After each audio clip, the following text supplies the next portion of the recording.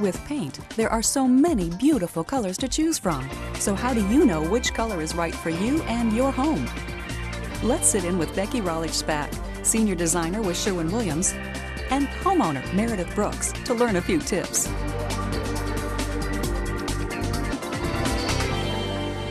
A great place to begin when you're looking at color is with your existing furnishings, things such as your carpeting, flooring, areas that have already a large amount of color. So if you can give me some ideas of where we're going to begin and what you're keeping, that will be helpful in establishing some colors that we can grow from. Sure. With the rooms that we're going to be looking at, in particular the living room, the dining room, and the office, I do have some things in there that we're going to need to work off of. Good. In the dining room and the living room, I have existing drapery that I would like to try to keep. So I'd like to work around that with the wall color. We also have existing carpeting that we're not going to be replacing. It's a pretty neutral color, but I want to keep that in mind. And then the other thing I thought might be important is all of those rooms come off of the foyer and the kitchen.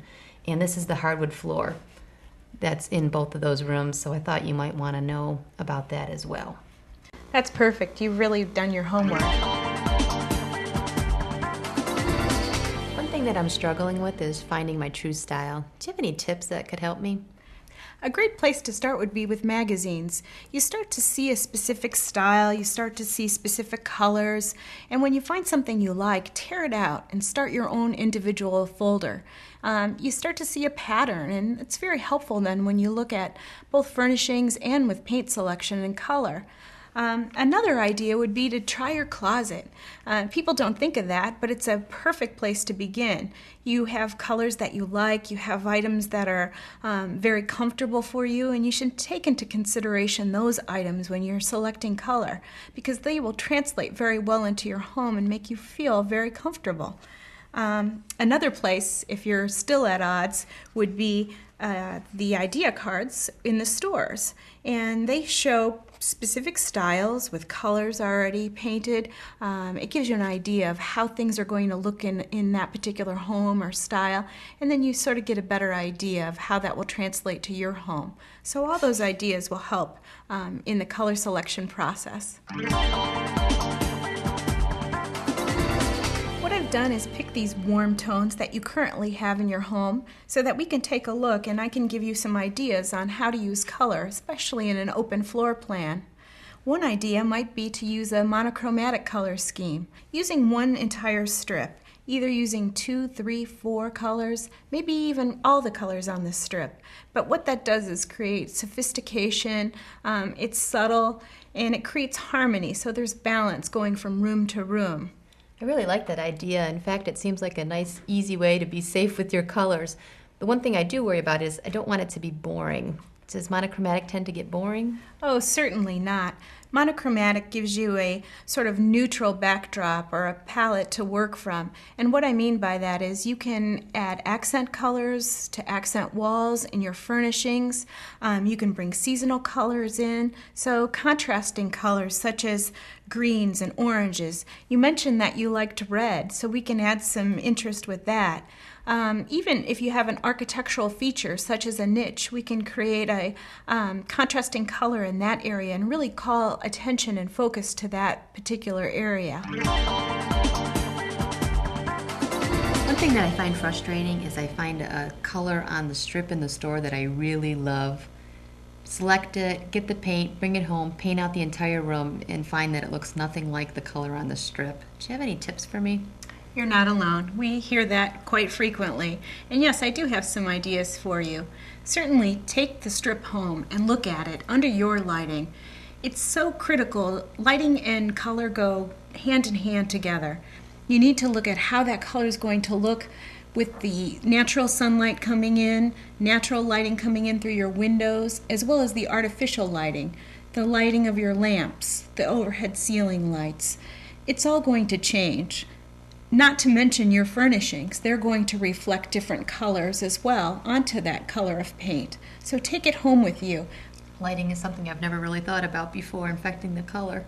Another thing you can do is try the color-to-go samples. There are samples of paint that you could get tinted to any color that you choose. You bring them home, you apply them to your wall, and you have a great expanse of color that you can then look and see what it's going to look like within your space, because you have all the elements. You have your furnishings, you have your natural lighting, you have your artificial lighting, and then if you don't feel like painting a wall, you can always paint a piece of poster board. And with that, you can take it around to different walls in your room, and you can see what that color is going to look like, whether it's next to the window where the sunlight is coming in, whether it's next to your bookcases where it's a little dark and you might have a shadow. Well, that sounds like a much safer plan than painting out the entire room.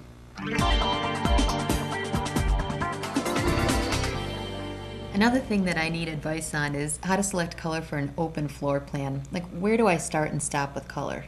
An open floor plan isn't as difficult as it may seem.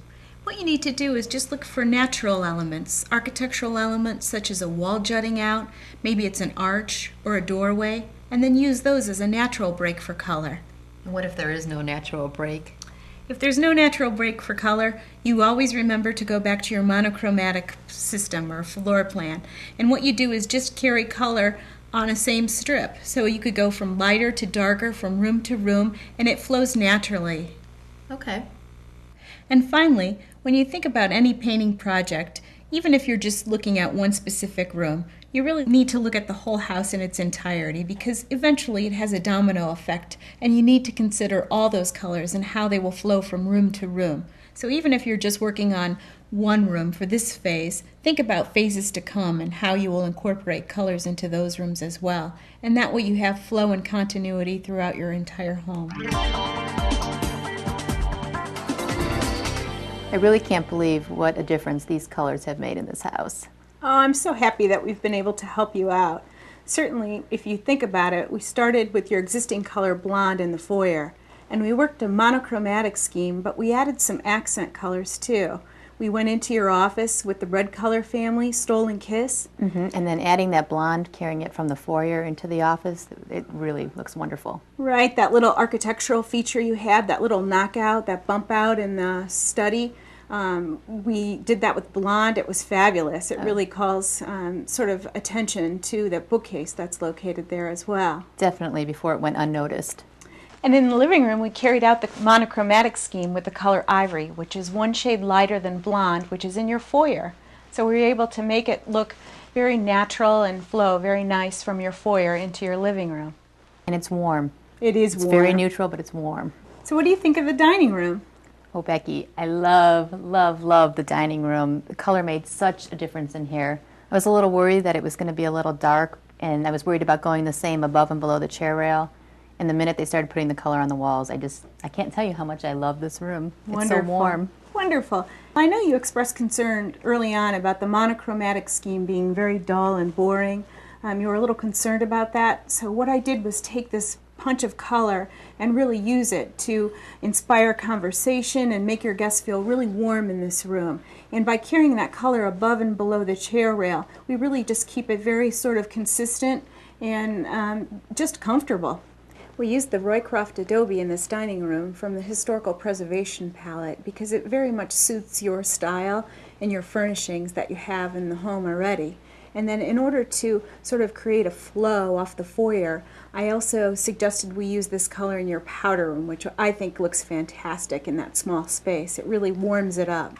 And we haven't even talked about the tray ceiling yet and how great that looks in this room. Oh, I'm glad you're pleased. So many people forget about the ceiling, especially a tray ceiling that has these architectural details to it that you can embellish.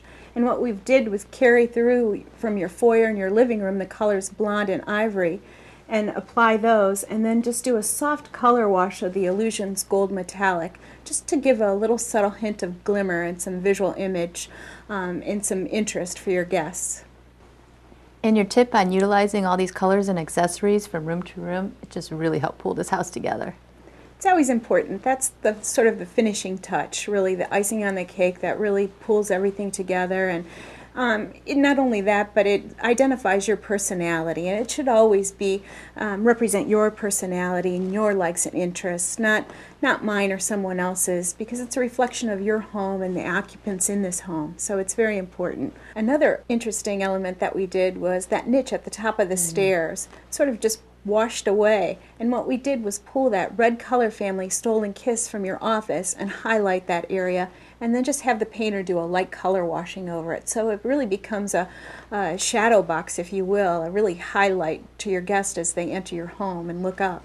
Well, Becky, I can't thank you enough for the help that you've given me. With the tips that I've learned through this process, I feel that I can really select color with confidence. And you know what? I had so much fun doing it. I'm pleased that you're happy with the results and that you had fun doing it as well. Keep these simple color tips in mind, and color selection is easy. Whether you're choosing color for a single room or a whole house, keep these simple tips in mind. Decide what features are going to stay and make color choices that work with them. Use magazines, friends' homes, even your favorite clothes to help identify styles and colors that suit you. Bring color home. Paint sample areas or poster boards to see how light affects color in your rooms. Pull it all together with accessories that carry your palette from one room to another. Selecting color isn't a science. It's an expression of who you are and the life you live. Ask Sherwin-Williams.